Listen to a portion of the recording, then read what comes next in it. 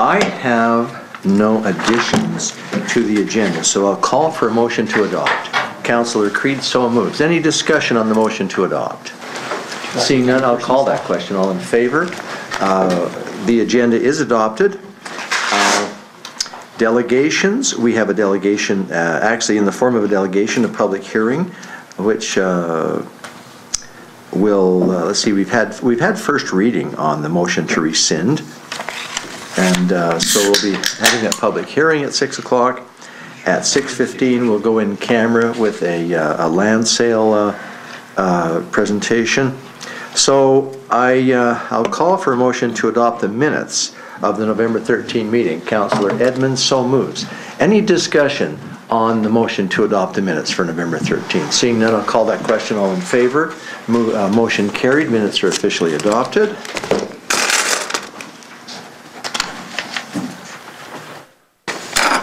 Thank you. At this rate, we may not be here very long. Business arising, item number 6. This is a very interesting proposal, and administration is looking for a little bit of direction as a result of some discussion that we need to have on this topic. Councillor Kronen, you've got some comments to make. Well, I have some questions for administration. Maybe they can enlighten me a little bit. You presented here 2 options. One where the second one represent a certain amount of money, $31,000 per acre, if the person who were to buy the land would have all the water, the sewer, electrical, stormwater, road put in place, right? Would it be put in place by the town and pay so much per acre with all that coming? Yes. Right, that's what I understood. Now, the option 1, I'm not sure that I really understand what the 12,000 per acre really represent, and then the secondary question is, then what would the extension for the underground main, etc., come to? And then we should be able to compare the 2 options. Sure. Mind if I respond, Mr. Mayor? The intent of this was really just to be a starting point for conversation, and it reflects a little bit, I think, what Councillor Smith was getting at when we talked about the other community that just set a very low price on lots to get them sold. So option 1 is simply council determines a price per acre, and that's it, with no consideration for costs of utility extension or future costs on the parcel. That you want to get them sold, so you put a competitive price per acre, and that's what they're sold for. The town would stand the cost of utility extension, and the owner would not have any future costs.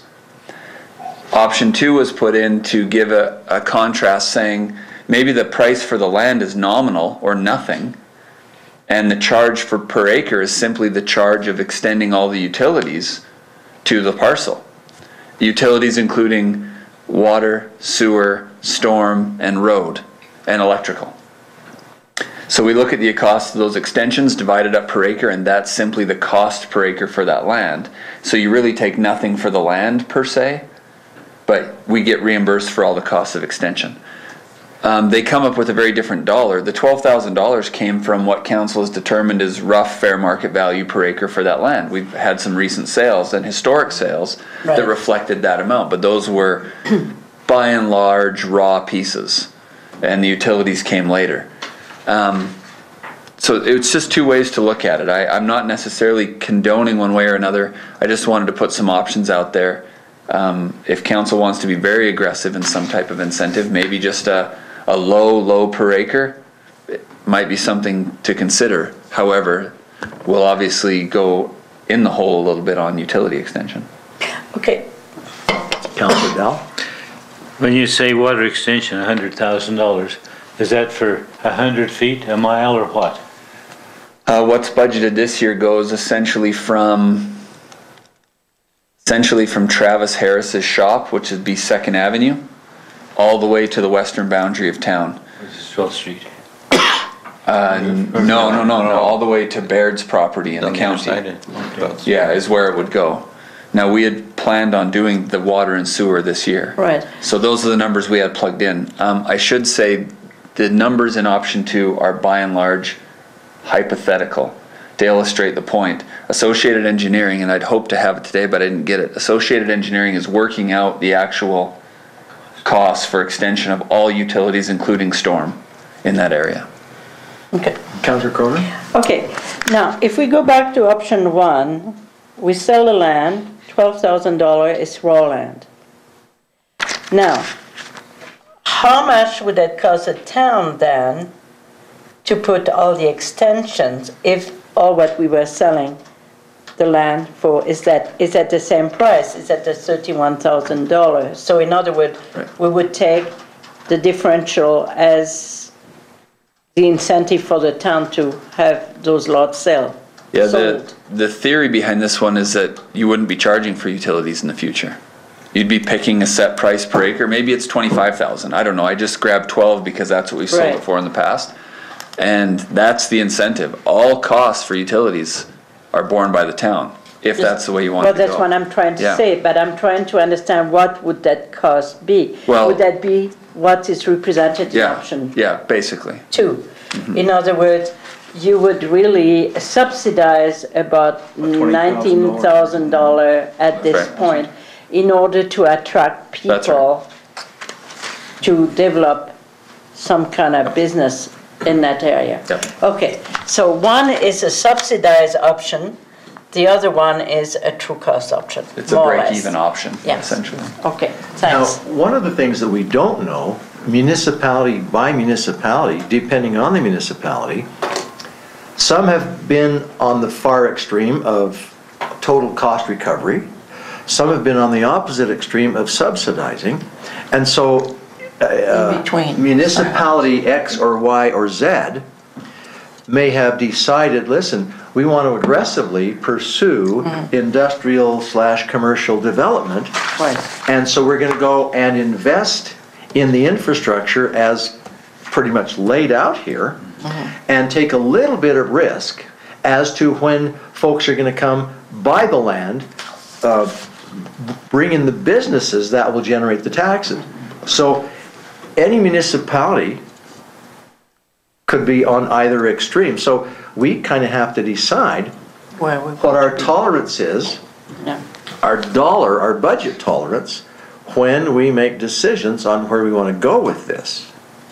Now, interestingly enough, we have a delegation coming in an hour or so with some discussion that could be, will be impacted one way or the other by where we come down on this. Councillor Creed, you had some comments or some thoughts. I was trying to recall, and maybe Jeff could remind me, Councillor Smith originally brought this incentive forward based on this town in Saskatchewan, that their incentive, and those lots that they sold, did they charge for the utilities and the infrastructure on those lots, or did they provide it, or do you recall what that town did? Maybe someone else, I can't remember with the surety, but I think that was all in. Okay, if I remember properly, those were residential lots that were totally serviced. Well, yes, it was residential. Yeah, they were serviced Totally residential. serviced. So that community, that municipality covered the cost of the servicing. Yeah. I think they paid $5,000 for the lot, as I remember. The idea was to attract people. And they got all but $10 of it back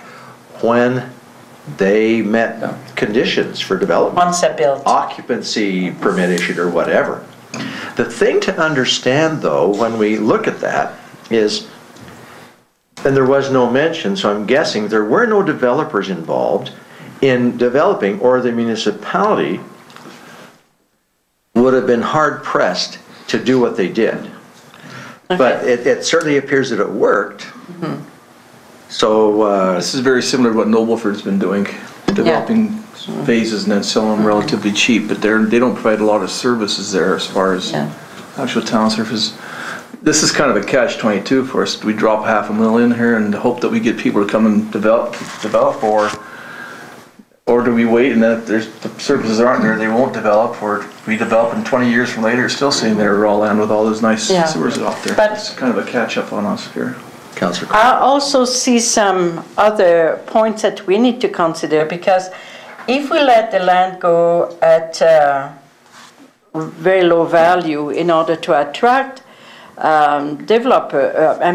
industrial development, I also wouldn't want to see the land be flipped. That's what he's. And in order to fuel the price of land through speculation, and that to me would be defeating the whole purpose. So it has to be clauses within those contracts, whichever way we go, that really put a certain closure as to when you have to develop and what's going to be developed there. We need to kind of have a more or less a business plan from those people, a business model of what they intend to do when we sell, in order to make sure that what we're selling is just not to be sitting, but it's going to be useful for the town sooner or later. No, good question, good point. And so all of these, and some of the considerations are outlined, kind of what you're alluding to in the bottom paragraph there. Any other thoughts, Council? Being a wild and crazy guy, I like to find the middle ground. Somewhere in between the low and the high, and go from there. I like to see the incentive to have somebody come in here by making it attractive to them, but I certainly don't want the town to be on the hook for everything, because they're here to make money too, so whoever's going to sit up there. Jeff, sorry, Councillor Edmonds. My other concern was with our background, the number of companies that have come in and then either folded or moved out because of labor costs or no labor. So how do you protect yourself from that, Kent? There's lots of people that say, yeah, I'll come in and I'll build houses, but then all of a sudden they can't find enough people to build them, so they drop out of the picture. So then we put all this money in and there's no revenue coming back in the way of taxes or anything. Or then they want to come to us and get all kinds of forgiveness and concessions and special conditions. This is why a business plan is necessary. Yeah. Councillor. What did we sell that land to the housing company for? Do you remember, Jeff, how much we sold that per acre? Was it around this 12,000? A little less at the time. I want to say 8,500. I'm taking a bit of a stab here, and that's something I can follow up on as we discuss this at another meeting. All right. But I want to say about $8,500 an acre. But they were not service lot. No, they paid, well, they didn't end up paying. They were billed some costs for utility extensions later. Right. Because at that time there was no sewer and water there. But if you want to look at it, once there was sewer and water, all of a sudden there's a new shop up just to the south of it. And, and we just sold another parcel to another guy that, because there's some utility there, if you want to look at a silver lining on it. But yeah, I believe they paid the utility extension costs or were billed the utility extension costs later. You got lots of spin-offs then. There was in that, not a lot, but there was in that case, yeah. Though where there are utilities on 2nd Avenue, there is business on both the north and south. So Jeff, where would administration like to see us on this? You obviously want us to have the discussion, kind of sort of come down and give you some guidelines, and so yeah. I guess simply, if it's the intent of council that you want to make sure that you break even on utility installation, or if you want to offer some kind of incentive which is lower than the cost of utility installation, that helps us fashion this accordingly. The one thing I guess I can't tell you, and I apologize because I maybe should have done more homework, in my scenario of $32,000 an acre, that may be a great deal for service land and industrial area. Now we're a bit of an anomaly geographically. I don't know who I would necessarily compare to, but I would guess, and my guess is that isn't unreasonable at all for service industrial, and that may be incentive in and of itself, because we were looking. That would be roughly what it would be now with the price per acre plus the levies that are on the parcel. My thinking, geographically, Pincher Creek might not be a bad comparison. I'm kind of thinking maybe Crow's Nest might also, but then again, Crow's Nest is on well, of course, it's on a fairly narrow corridor. Councillor Dahl, you had a question. I think what I would suggest is that we keep the land prices at a reasonable price and give our goodies on the infrastructure cost. Okay, that's definitely one choice. That's certainly one approach that is worth looking at. Councillor Kronen, you had another follow-up. Well, I really think if I was an industrial trying to get something, if I could get a price of a land that has all the water extension, all that included, and that's my cost, and I know exactly where I'm going with that, I probably would like that better. This is why I really would like to know if that is a competitive price for the area, the $31,000 per acre, then I would say that is probably the option we need to consider, and then go from there a little bit more, a little bit less, probably a little bit less, in order to make it attractive. So Jeff, let me ask the question. We're still waiting for actual like costs from Associated Engineering to come in. There's a difference between what the town might charge a service to someone asking us to provide service X, Y, or Z, between what we could actually do it for. If we did some of this installation with our crew and so on and so forth. So in other words, maybe we can cut some of those infrastructure costs down a bit to, say, a wholesale level, and that way save the taxpayers a certain amount of money, and also then have an affordable product to make available to potential buyers of the industrial land. I mean, may come to $25,000 an acre. That's what Councillor Court was thinking.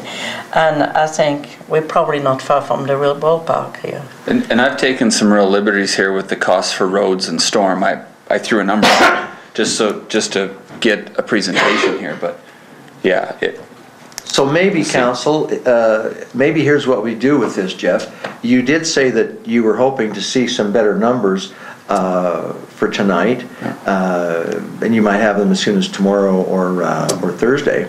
So maybe we try to have a quick look at this again at the next meeting when you've got some better numbers, and maybe you can refine these options a little bit. And I think after we had the initial discussion with Councillor Smith's recommendation that we try to come up with a fairly aggressive, a fairly buyer-friendly land plan. My suggestion is that if we can have this discussion in 2 weeks' time, in 1 week's time at our council meeting, that you tend to lean away from full cost recovery on everything, and maybe come back with a couple of scenarios for us to kick around, for us to discuss. Does that sound? I think if we want to attract people, it has to be something worthwhile to look at. Otherwise, why should I choose Cardston? And you see, right now, people are not beating down our door to develop industry and light commerce in the town. And we always said that was something that we really would support. So now it's time for action.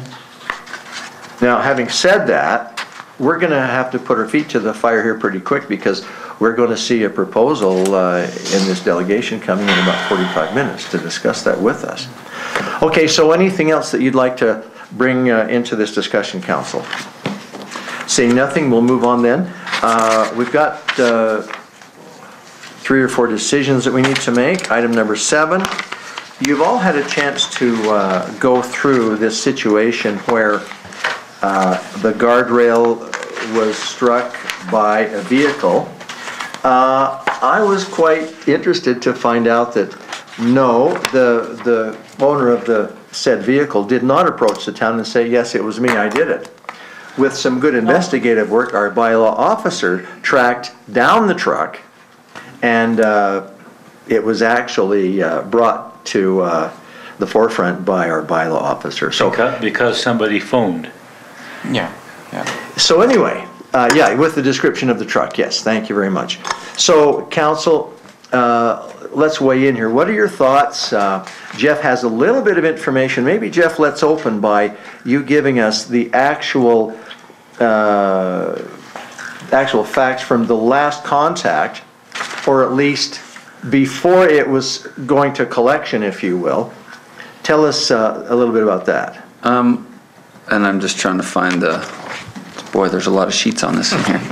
I was just trying to find the page on it. I mean, in essence, you've gone through it. It was Marian's understanding that after her last meeting with the family, that with the dollars reduced, that they had agreed, that there was an agreed upon price and that it would be settled. And so when we didn't see any payment, Lloyd was asked to pursue it as per our policy, gave the family notice it would go to collection, and so now we're here where we are, that they're not satisfied that the amount is reasonable. But it was discussed and seemed to come to some agreement previously that it was a reasonable amount and that it was going to get taken care of. So this incident, I'm seeing one date here that said that Tara had done a cost sheet dating March 26th. What was the exact date of the incident? November the 8th, 2011. So it's only just a year ago. This has drug on for a year. Yeah. Okay. Who wants to weigh in on this, Council? Councillor Kronen? Yeah, I looked at all the facts that were given to us. Essentially what I understand is that the owner of the vehicle have two options. One is to accept insurance to pay for the damages to public property. The other one is to pay it themselves. I understand why they want to pay it themselves, but looking at all of the data that is given to us and all the facts given to us, I feel that administration did due diligence to the process, and I also feel that administration, by lowering the cost by $1,000, has done really a nice adjustment, considering that the rest is being paid by the taxpayers. So, because there were difficulty in assessing for sure that the previous damage to the guardrail was done by other people who never reported it, that incident broke the post of the guardrail, which brought the whole thing down. And so the extensive damages were really caused by the last incident, not by the previous one. And so I feel that's a fair assessment, and the fact that I ignored the phone calls, etc., give me a feeling that that's the bill. Councillor Dahl. In the communication that we received, it talks about how fast the young man was going. And I'm sure as I watched young people drive in our town, he was going faster than they intimated in their communication. And at this point, I don't think the town has any responsibility as far as repair is concerned. I think the repair should be paid by the individual and not the taxpayers of Cardston. I'm trying to go back over here in the comment from the person who called this in with the description of the vehicle. That was in Lloyd's letter. And I'm trying to see what was stated about, quote, how slow the driver of the truck was driving. Well, according to the letter, he's barely moving. Yeah. But yet the damage is fairly extensive to the truck. I've traveled that road a lot going to school, and it's bad. When it snows, it's bad. Yeah, yeah, I'm sure it was very If you walk up at the slippery. top of the hill, you're going to be picking up a speed going down when you hit at the bottom of the hill. Yeah, I've also been involved in my own incident when my wife took out a power pole up by the temple because the roads are really icy. And yes, you're upset, and yes, they should be sanded, but they weren't. But it's still a bit of a responsibility that you're the driver, and I agree. yes, we need to be sanding the roads as much as we can, but we can't be on them instantaneous like that. And I know the kid, he's a good kid, I taught him, but I also feel like they've done a pretty fair assessment on this by dropping it down to $1,322, so I agree with you. Yeah. I think they've done a good job of what they think it really is the true cost on that, and maybe you can give them a bit of a break. I think they gave him a big break. It cost the town $2,300. Councillor Creed. I probably should say, because I'm very familiar with that corner, I travel that every day. Once in a while, yeah. And Okay. you know, I was trying to just nail down just the exact, facts of the case without getting, emotional on it. I think one thing is that we know he hit it. He left the scene, but he did admit, after being found that he'd hit it. After getting caught. Also, I think the fact is that other people had hit it as well. I actually, because I travel it every day, and they had the road closed for a time, I actually went down and talked to the town crew when they were making the repairs, and just for the facts, the guardrail, because of the steepness, because it drops off so quickly, it's very hard to secure the posts. So how, I guess how hard he hit it is somewhat irrelevant. Also, after they repaired it, they actually put in a slow 30-mile-an-hour sign before the corner, so that we understand that it is a problem. The town and all of a sudden understand it is a problem. And whenever, if you do something, and I think it's human nature to always think that you're being charged too much. So I have no strong recommendation one way or another, but I thought I'd just present some of those other facts of the case, and it may be a fair assessment, the way being cut in half. As far as I like to have no strong feelings. Okay, thank you. I think by lowering the price, the town maybe has already acknowledged that maybe it was hit by other people. Yeah, exactly. Maybe it was. Yeah. And maybe they're taking that into consideration, and they dropped the price $1,000. I mean, I don't know what else. I think it's fair. In my opinion, it's a fair. Jeff, do you need a motion, or do we just leave it as it is, and the communication needs to be sent to the parents that we're not prepared to discount this any more than has already been done? I think a motion to that effect would be good to have on the record, whether it just says that the charges as they are stand, or that council recommends a change to this. I think it would be appropriate to have something on the record. Is anyone prepared to make that motion? I have one more comment. But we're going to have some discussion. So let's have a motion, please, and then you can have your comment. I'll so move. Okay, let's get that motion in writing. How do you want that motion to read, Jeff, to cover just You want it to read, Councillor? You made it. That we'll... I don't want to put words in your mouth. No, we won't, but we accept the reduced amount of about... 1322.62. And we pass that on to the taxpayer, the individuals, and they pay that bill. That's not very good words, but So the billing you can talk through stands. that. No, it stands. The billing stands 1322.62. Right. Okay. All right. Now, did you want to make any further comments? As far as I'm concerned, as far as the town is concerned, which includes us, it's a no-win situation.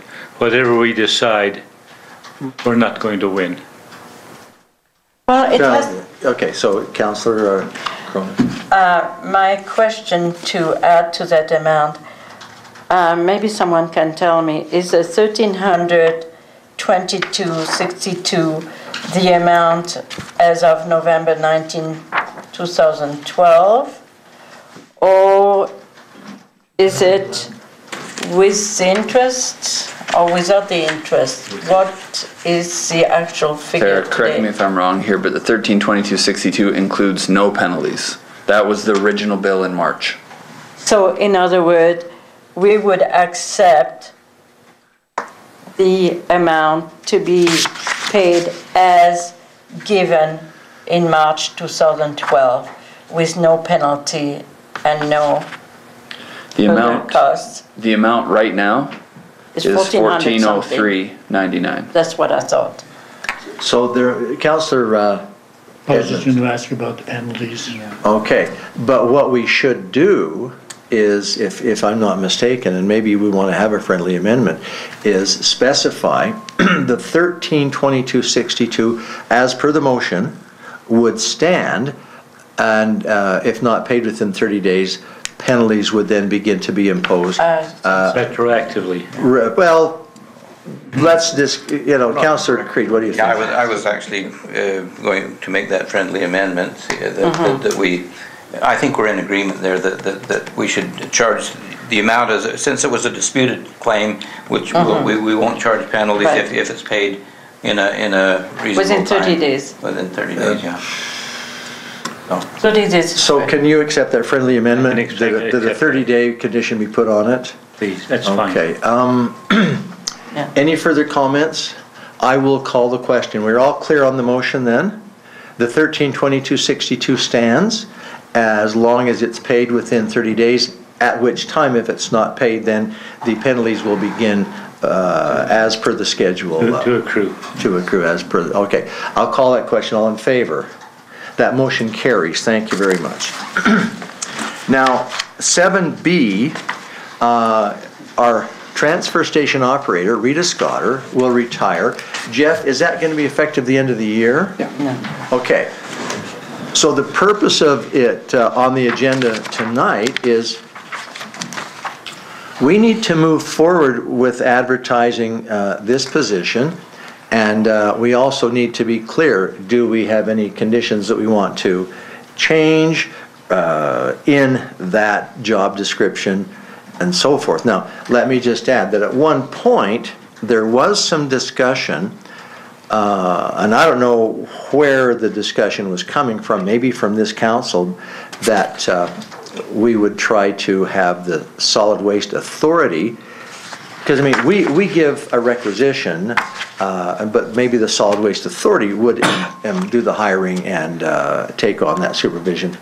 I don't lean in that way, but that's just my feeling. Any comments of any kind from council regarding the job description, the terms and conditions of that, Councillor Creed? Yeah, as reading through the contract, I see that, of course, the contract was tailored for a specific individual, and I feel like, as we've talked about with the Waste Authority in general and waste collection in general, about best practices, I feel like we almost need to send this out as an RFP and see if there would be somebody that might have some better ideas of how to manage that transfer station, or do our own best practices study on it, because I think, like I say, the contract was basically tailored for the benefit of a particular individual, and I think there could probably be a lot of improvements made in managing that transfer station. Mr. Mayor, Yes. excuse me, if I could just clarify a point. I agreed with Councillor Creed that we put in the existing contract just to show some of those details. We're not suggesting that the new contract mimic it identically, and we put just the first 2 pages were a request for proposal for transfer station operator. And then we'll take proposals for how they intend to manage it and if they have everything in line. But the current contractor was interesting because, well, I think there's some long history there with the town, and it's a bit of a hybrid employee contractor arrangement, which I'm not suggesting we do again. This should be a true contractor arrangement, Right. where they provide vehicle and tools and equipment and manpower and everything else for a fixed rate. And clarify that relationship a little better than it has been in the past. And interestingly enough, from my understanding, there would be minimal requirements of the nature that you addressed, vehicle, equipment, tools, that she would need to bring to he or she would need to bring to the contract. Am I correct there? Yeah, there's no need for heavy equipment generally, but a vehicle, a few things like that, they need to be able to get there. And Yeah. Need to get to and from work, Yeah. right? Okay. Councillor Creed, I think you're first. Oh, okay, thank you. Yeah, with an RFP, I mean, with the previous contractor, of course, there was very little need for equipment. I mean, basically just a vehicle. But I'm just thinking of possibilities of how that transfer station could be operated. You know, perhaps the transfer operator might be interested in taking that wood pile and chipping up all of the branches and reducing that down so that we don't have such a big pile. Perhaps the operator might be interested in looking after the metal that's collected there right now. The Chief Mountain Solid Waste has people come in and pick it up, but I'm just thinking there are other possibilities. So you know, as per equipment, if it goes the way it is now, of course there's very minimal equipment needed, but there is, I just want to suggest that there's a possibilities that the contractor could go much farther beyond what has been done in the past. Okay. Councillor Kronen. I also look in this previous contract, there was also the recycling of battery, but with the disposal income to go back to the operator, so that's another interesting little bit of a feature that was attached to that. So I would like to know if that is the way we intend to pursue, or if that is a way for us to start recycling on a grander scale and put that money back into the transfer station operation for betterment. Councillor Dahl, and then Jeff make some comment. As I've read this information and based on my experience with Revenue Canada and reading their blurb on employees and self-employed, yes, no. I don't think she's an independent contractor. But that has to change. But no, hang on a minute. Just a minute. And if she came after the town of Cardston for UIC and CPP, we would more than likely lose.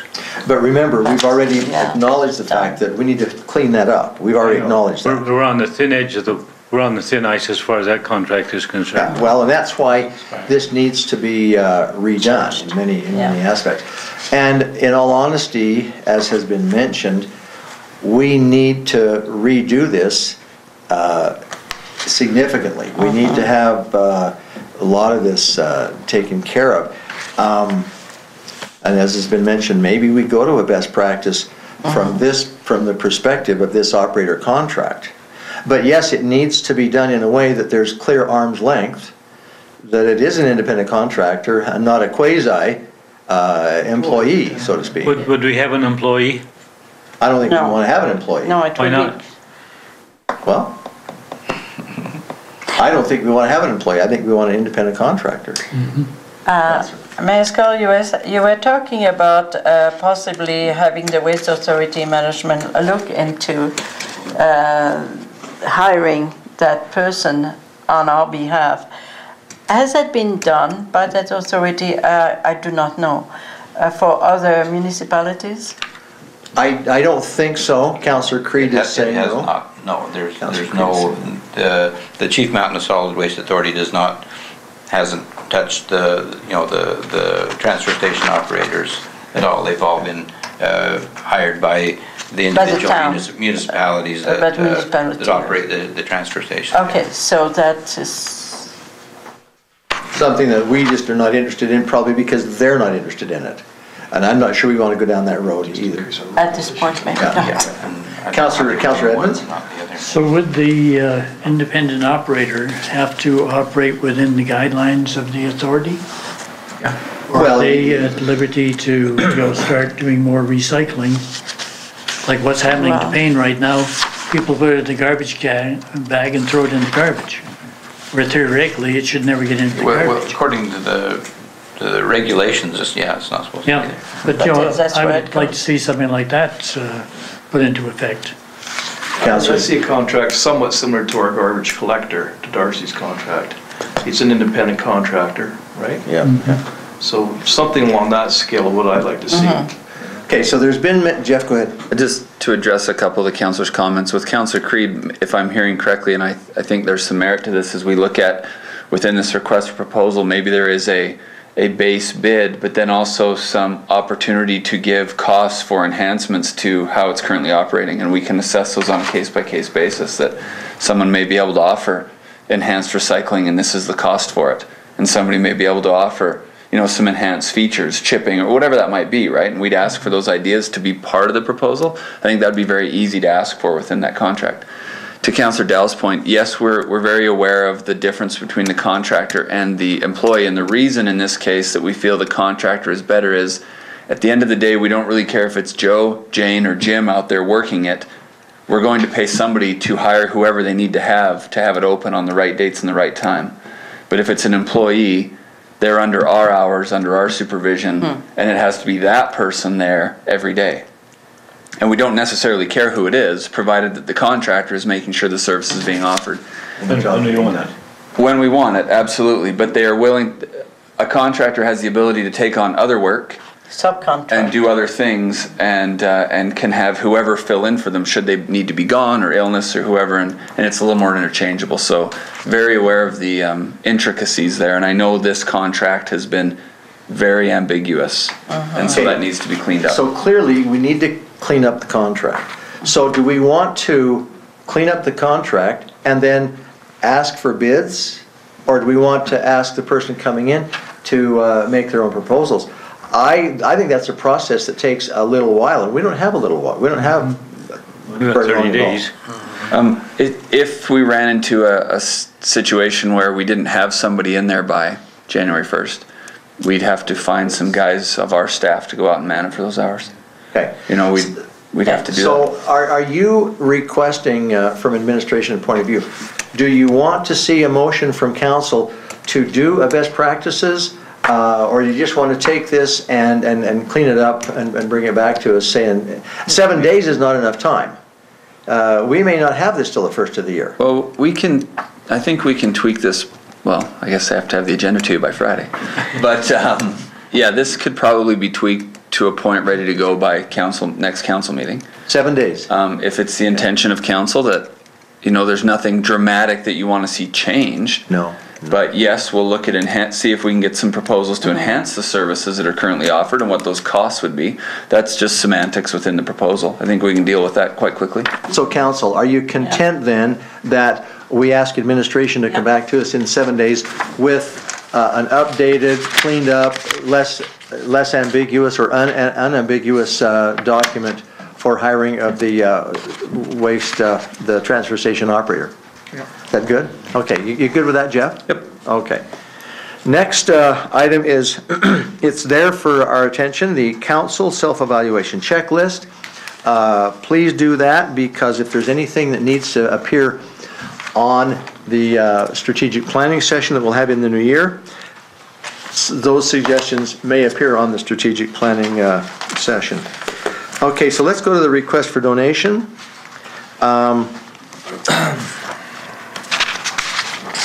They've got two here. On the 12th of January, they want to run a film at the Carriage House Theatre. The documentary film is called Forks Over Knives.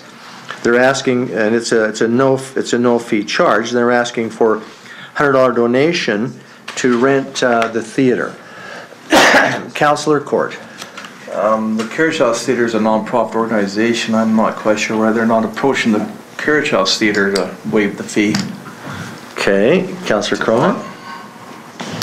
Well, that's a good question.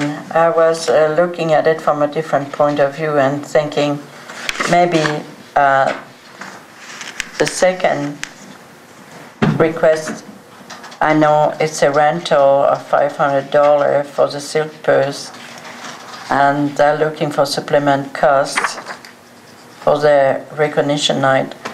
I know that organization does a lot of good in our community, helping people towards a healthier lifestyle. And so I would be prepared to see that we give them the donation, but maybe you are... Which one? The second one. The first one, I suppose, is maybe a little bit more controversial if it is a rental of a theater that's non-profit. I don't know how it goes. But if that's what I charge, I don't know. I think the Lifestyles program has done a lot of good for the people of our town, and improving their health, improving their well-being, etc. And They go there, Alberta Healthcare pays for it, and I think it's a good idea that we can have this little function cost of $100, and I'd recommend that we make the donation. You want to make the motion for the donation for the theater? I do. Okay, so moved, all right? Any For the further? first one, is that the first one or the second one? Just the theater, right? The first one, $100 to cover costs of the theater for the free film. That's correct. Okay, any discussion on that motion?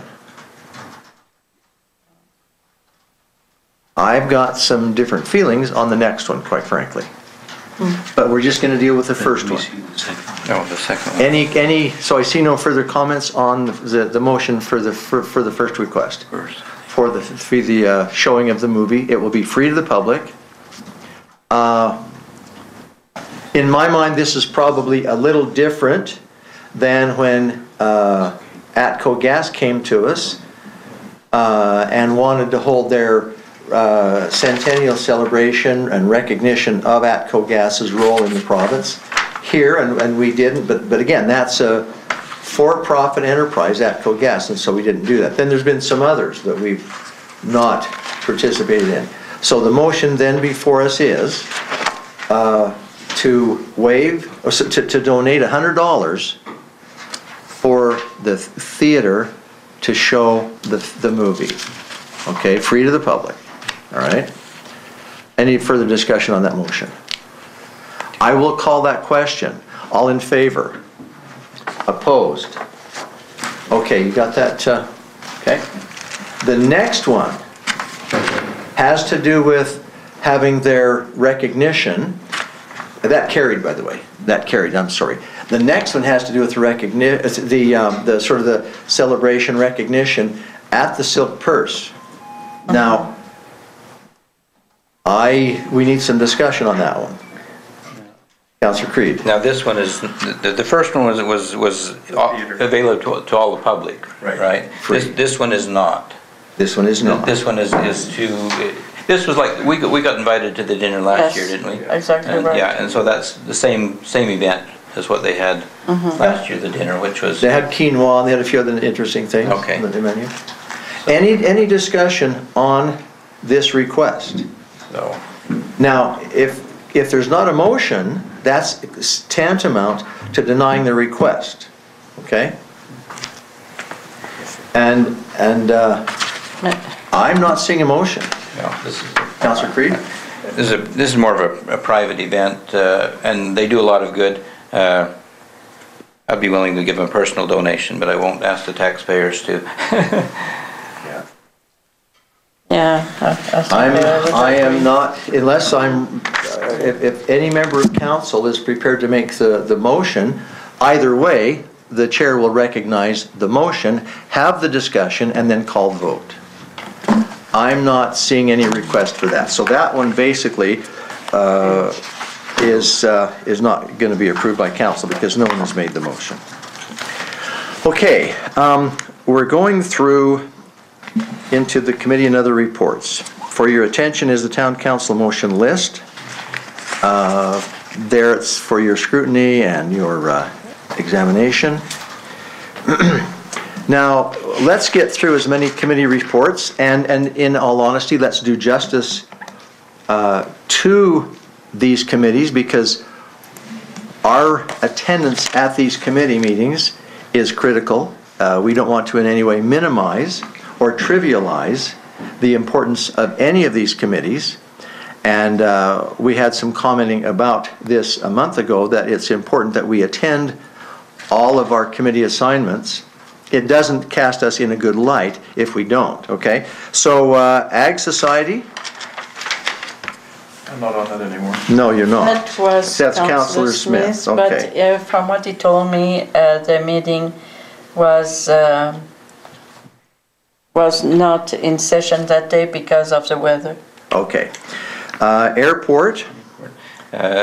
Yeah, November they had a meeting scheduled, but the weather was really bad. They were going to actually meet in Mountain View, and because the weather was so bad, we didn't go. But the wind doesn't blow that way.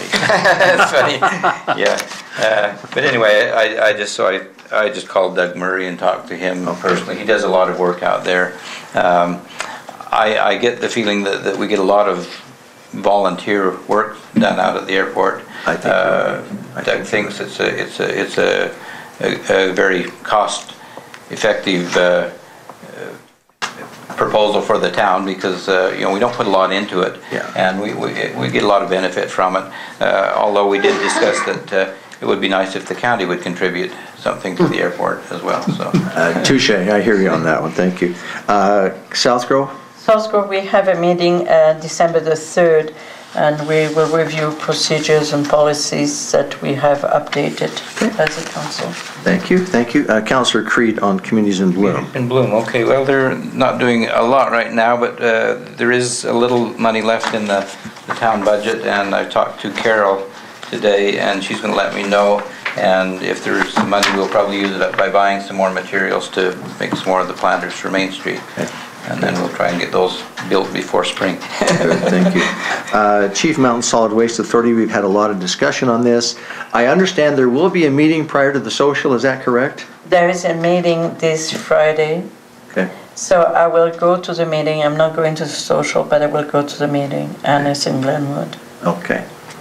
Chinook Foundation? Chinook Foundation, they've been discussing the purchase of some land adjacent to the present land in McGrath, and I think what's decided is that the town of McGrath will buy it, and the Chinook Foundation will reimburse it for it. Okay, they'll get a grant or some provincial money for that. Was that about all that's happening? That's about all that's happening, and of course we're continually upgrading in the Diamond Willow. Okay. Economic Development and Tourism. We essentially reviewed tourism initiatives for the year, and we had the pleasure to meet with Sheldon and Phyllis Chief at another meeting. Good, good. And they were interested in partnering with us towards some tourism initiative. Great, great. And you're aware that today is the tribal election. So, okay. Okay, fire service? Okay, we didn't actually have a meeting in December, or in November. Danny was away, and we will have a meeting next week.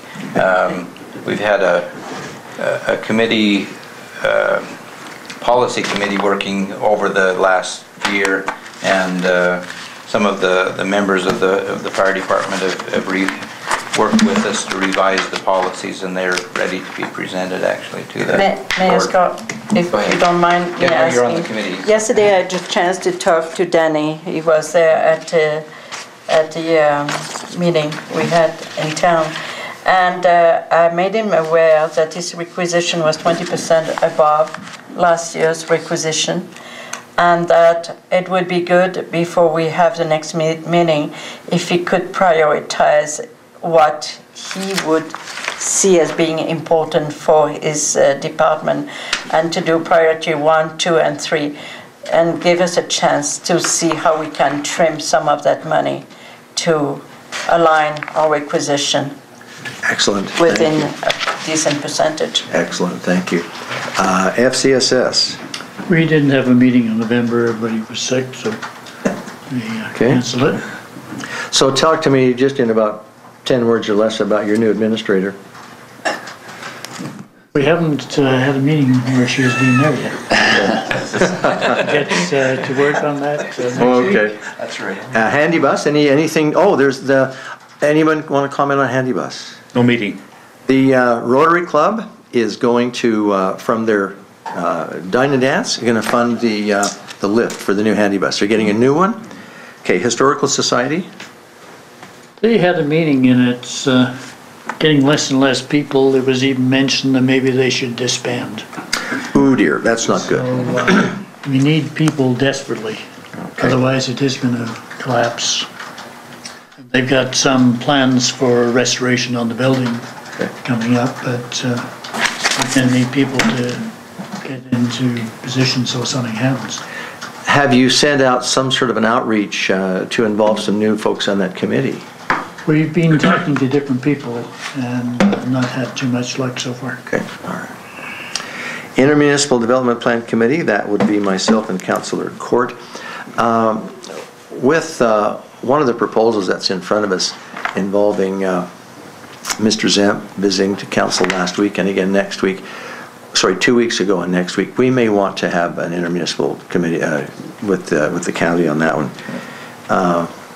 Levitt Irrigation District. No meeting? Library. They're doing a survey right now to see what percentage of the county use the library. They're not too happy with the amount of money they get from the county. Everybody else, so. Interesting. They're doing this survey and they will come up with some figures for us as to what the usage is. Okay. One other thing, give you a parade update from Fort McLeod. On Saturday, the weather was fantastic. There was hundreds and hundreds of people from one end to the other. Wow. They had over 100 floats and bands. They had the Calgary Stampede band there. Wow. Because they're celebrating their 100th anniversary as well. So wow. It was a really good day. Municipal MPC, Municipal Planning Commission. Okay, nothing to report. Parks and Recreation. We haven't met since our last meeting, but of course, campground is going to come up during a proposal there. Still putting the tweaks to the joint use with them, and that's about it. We haven't had a meeting since the last one. Okay. Nothing new on the powwow side of things. Obviously, we could see some new direction there if something changes in tribal council, chief and council. So we will await the outcome of that, and hopefully it doesn't change. Hopefully that the Moses Lake Committee will still be behind the powwow, and once things settle from the tribal elections, then we can get back with the Moses Lake Committee and begin initial discussions for the powwow in 2013. Travel Alberta. Jeff, do you want to just visit that for us? Oh, sorry, we're jumping to correspondence here. Caught me asleep at the wheel there. Hold on 1 second. I have here, Travel Alberta just did up their annual report for 2011 and 12. Should council be interested in a read, you can come get the full report. Okay. The next one is Alberta government. You're probably aware that, among other things, there's been some election accountability that's been amended in Bill 7. They are switching, it's official, elected local officials for school boards, for city, for county, for towns will go to 4 years effective 2013 election. Interesting, Mr. Mayor, that the Lethbridge Herald ran a survey, just as they do just about every day, and 2/3 of the citizens are not in favor of a 4-year term. So I'm not surprised. I guess you think it'll be there too long. In the larger centers, there's a certain salary, and quite an attractive salary in the larger centers. And it's definitely not the case in rural Alberta. So I would share the displeasure of changing the terms to 4 years from 3. Okay. Let's take about 2 minutes, and then I'm going to ask that we have a motion to convene to the public hearing. One more piece of correspondence, Mayor. Alberta Recycling. Oh, I'm sorry, Alberta Recycling, yes. They're giving us a bit of a grant. Thank you, Jeff, for catching that. 217178. Well, that has to do with the community room. Yes, this was one that we were talking about the trees on Main Street. Yeah. And we had the planters, but we also wanted to put a rubber mat around the tree, and Lloyd applied for a grant for recycled tires, and we were able to get some. In fact, I even gave him more than what he wanted. Yeah. Okay, so we're going to take just a tiny break. And then in about 3 minutes, the chair will ask for a motion to convene to the public hearing.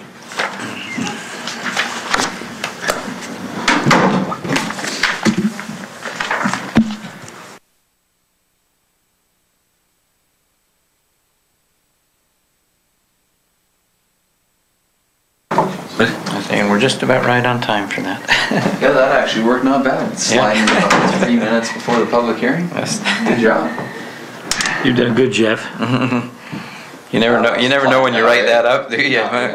That's gonna come out right. But No. hey, worked out. Yeah, it's always a gamble. So that worked out pretty good.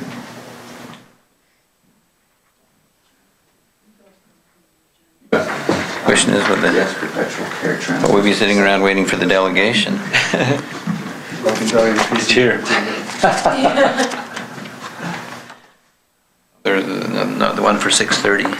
There's the delegation for 6:30.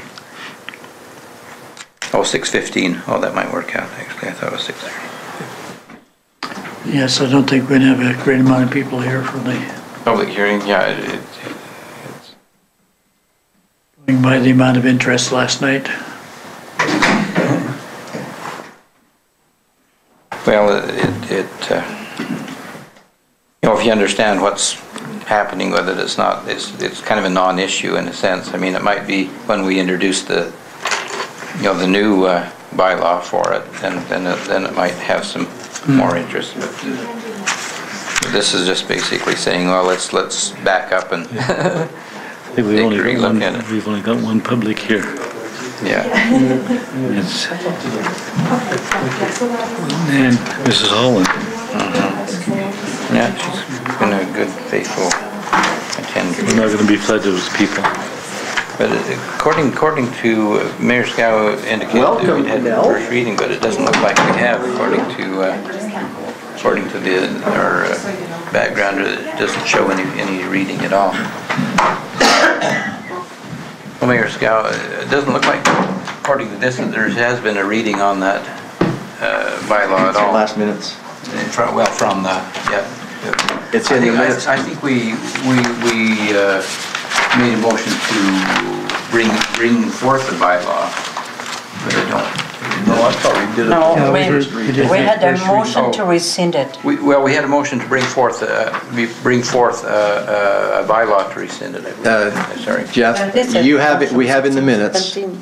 evidence that there was a motion for first reading of. First reading, and maybe Yeah, it was just in the minutes we had. It says council discussed bylaw 1617, which is a bylaw to rescind bylaw 1590 off-site levy bylaw.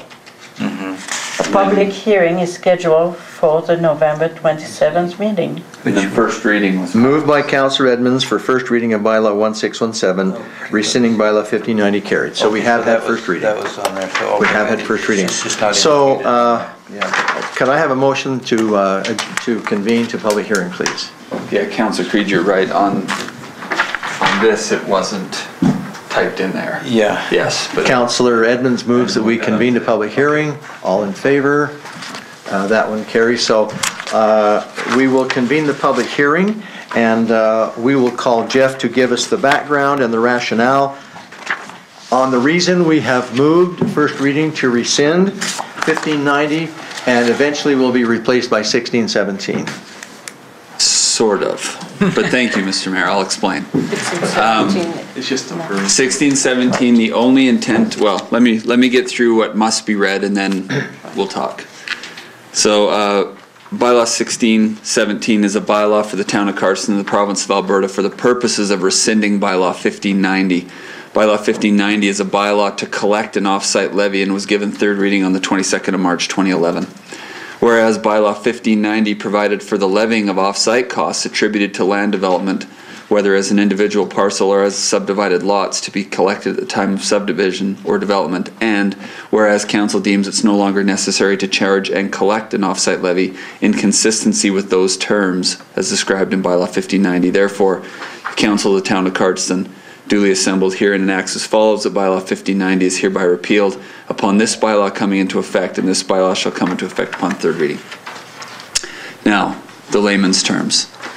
Bylaw 1617's only intent is to rescind 1590. It will not bring into effect anything else.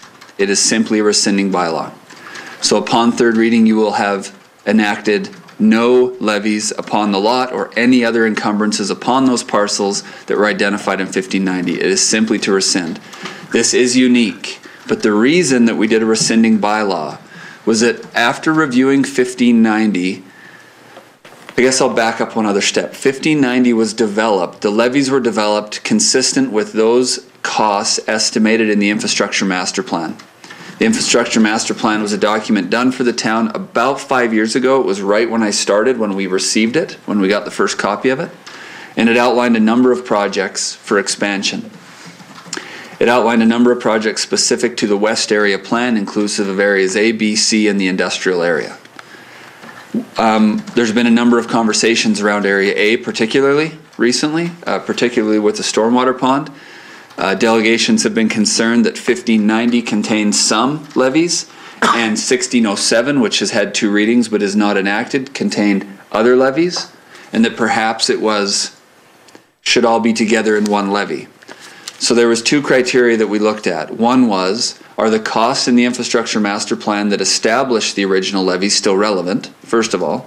And second of all, is it reasonable to have all the levies for one area under one bylaw? The answer to the first was no, some of those numbers are no longer relevant. And the answer to the second was yes, it would be reasonable to have them all in one bylaw. So we're asking for 1590 to be rescinded. 1607 will probably die on the table. And a new bylaw will be brought forward in the new year. And why the phone would ring here at 6 o'clock at night, I have no idea. But yeah, maybe just grab it and see. A new bylaw, not 1617 but numbered of its own, will be presented to council in the new year after the infrastructure master plan has been reviewed and the actual costs for the projects that were presented in there that have been completed have been looked at. I will say one of the major pieces was in the infrastructure master plan was a $1.8 million project called the Northwest Trunk Sewer Line. And it was essentially a major change to the sewer line to accommodate the West Industrial area particularly. A huge percentage of the costs were attributed to West Industrial.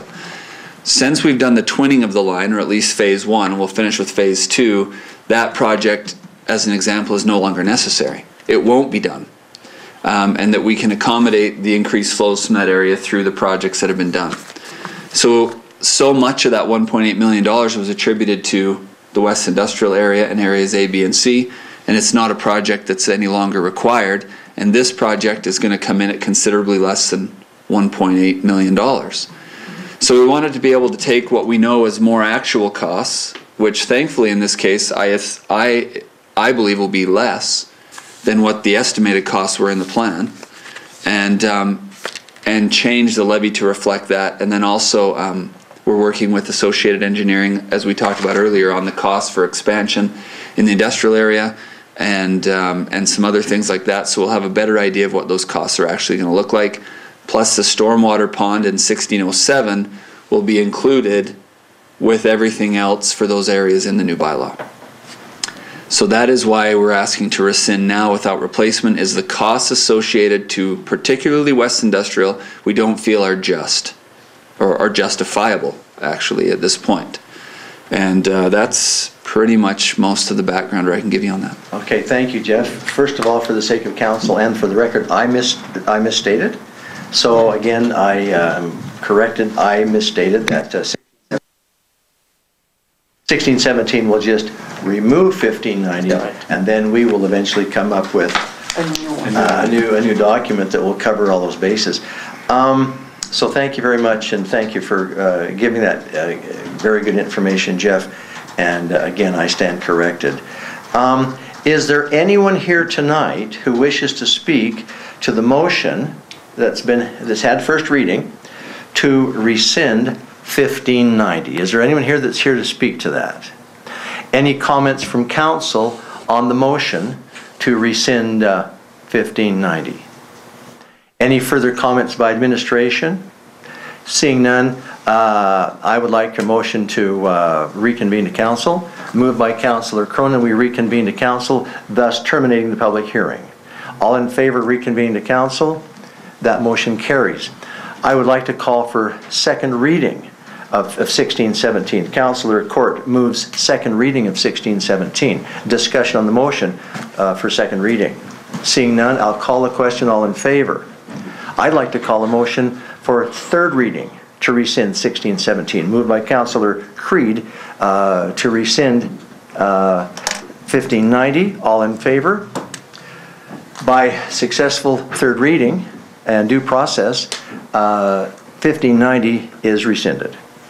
Thank you very much.